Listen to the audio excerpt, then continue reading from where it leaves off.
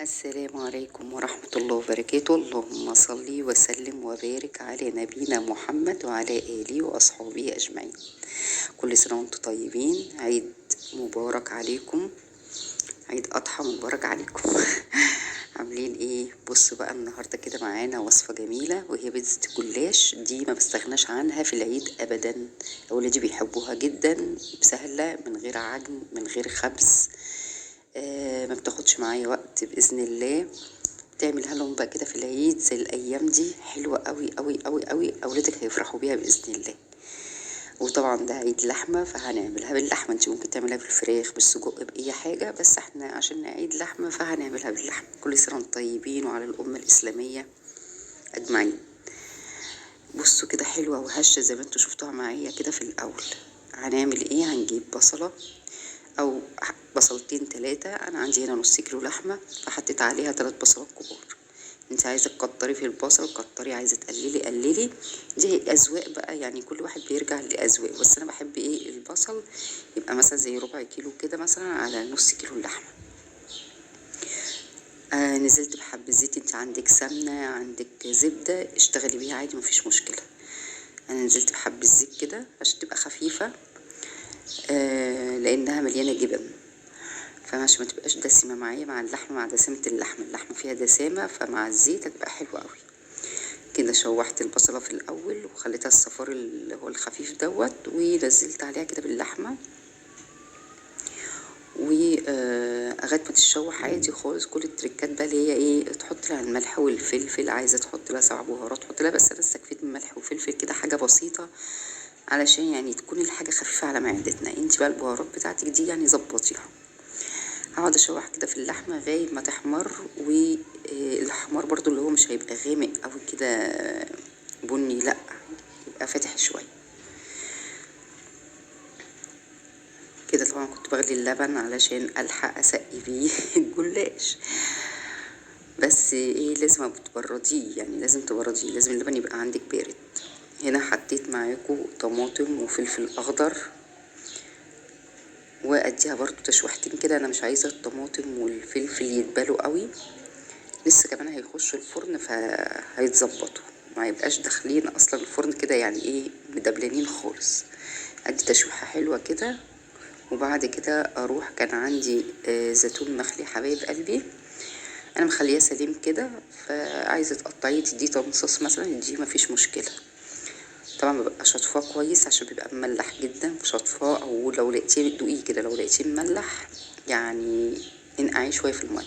نزلت كده بالزيتون وخلاص. جبت بقى الصاج بتاعي كده، ده صاج فرن كهربائي بتاعي، وجبت معاه لفتين جلاش. هحط نصها تحت ونصها فوق. هتقولي كتير، لا مش كتير عشان انا عندي الصاج كبير، هو مش باين يعني شكل الصاج مش باين كمان في التصوير ان هو كبير، باين ان هو صغير. لا يا جماعه، يعني ده بمقام عندي صينيتين من اللي هم المستطيلين.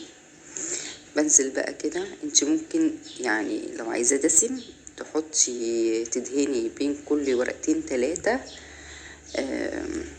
زيت او زبده او كده يا حبيب قلبي، بس انا هوريكم انتوا شفتوا في اول الفيديو كان مورق وحلو ازاي، جميل. لان طبعا هيبقى فيه جبن وفيه اللي هي التعصيجه كلها، كل دي دسامه، وهيطلع مورق برضو، فملهاش لازمه. انت عايزه حبه حطي مفيش مشكله.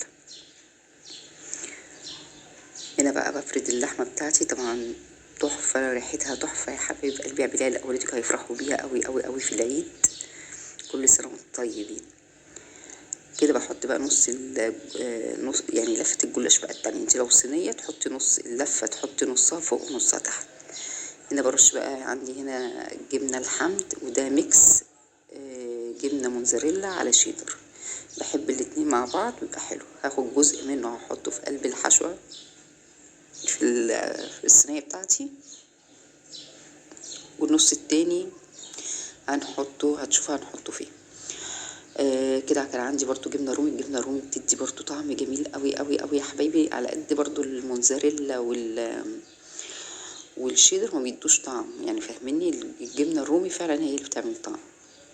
دي كانت بقى حته كده، بقيت الجلاش الاولاني اللي احنا حطيناه من تحت، وافتح بقى ايه ورقه الجلاش التانية. اهي كده، واحطها وابتدي اقسمها بقى قطع الحجم اللي يناسبني واللي انا عايزاه، فاهمني؟ كده هقطعها يعني على حوالي 12 قطعة، 4 كده بالطول و3 بالعرض تقريبا. بس طبعا العيد اول يوم لازم فتة الواحد بيستغناش عن الفتة بقى والممبار والكلام دوت، ولكن تاني يوم الاولاد بيزهقوا، فاهمني؟ بيبقى لازم بقى حاجات كده ايه حلوة.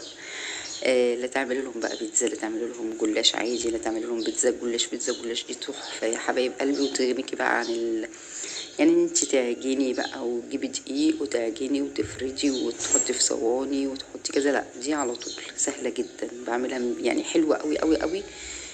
في المناسبات يعني زي رمضان، العيد، اي مناسبة عندك سهلة ان انت في الوقت دوت مش فاضية ان انت تعجني وتعملي وتسوي، لا سهلة جدا. فطبعا الجلاش يعني هنلاقيه في معظم الديب فريزر في التلاجة عندنا.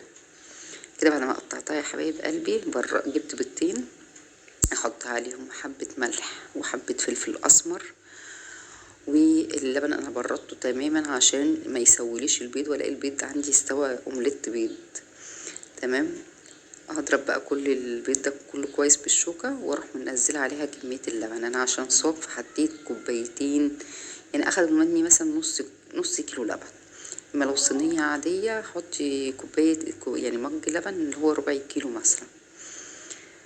تمام.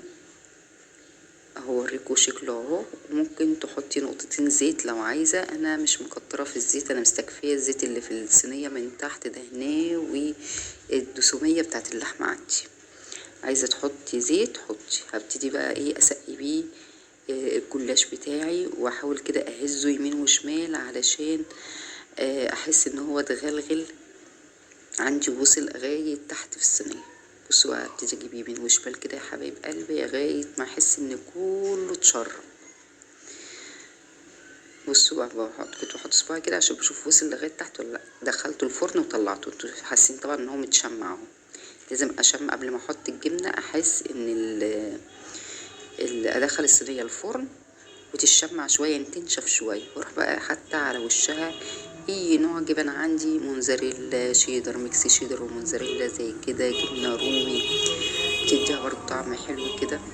انا كنت المفروض تبقى مبشورة بس انا ملقتش مبشورة، فكان عندي جبنة كده في التلاجة سليمة. انت عايزة تبشريها مثلا في كب ولا حاجة؟ انا قلت مش محتاجة يعني ان انا يعني اشغل كب او كده هوت فرحت يعني ايه قطعتها كده قطع صغيرة قوي ووزعتها على الصينية بتاعتي. كده كان عندي طماطم وفلفل رومي طرنشات، مقطعهم طرنشات رفيعة، بالذات الطماطم رفيعة قوي عشان يعني ما تنزليش مية على وش